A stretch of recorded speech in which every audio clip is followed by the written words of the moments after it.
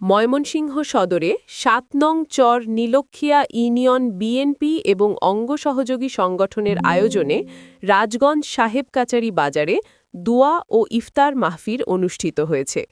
সোমবার ৯ মার্চ মহানগর যুবদলের সহ সাধারণ সম্পাদক মোহাম্মদ মাহমুদুল হাসান রাসেনের সভাপতিত্বে ও মহসিন আলমের সঞ্চালনায় প্রধান অতিথি হিসেবে উপস্থিত থেকে সংক্ষিপ্ত বক্তব্য রাখেন কোতোয়ালি বিএনপির আহ্বায়ক হেলাল আহমেদ।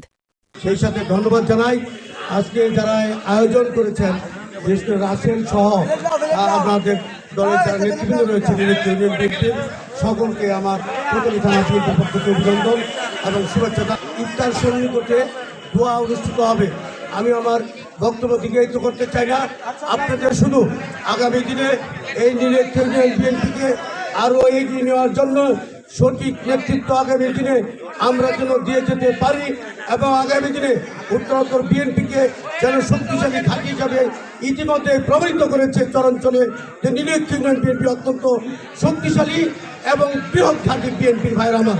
কাজে আমরা আগামী দিনে এই বিএনপিকে আরও ত্বরান্বিত করতে চাই।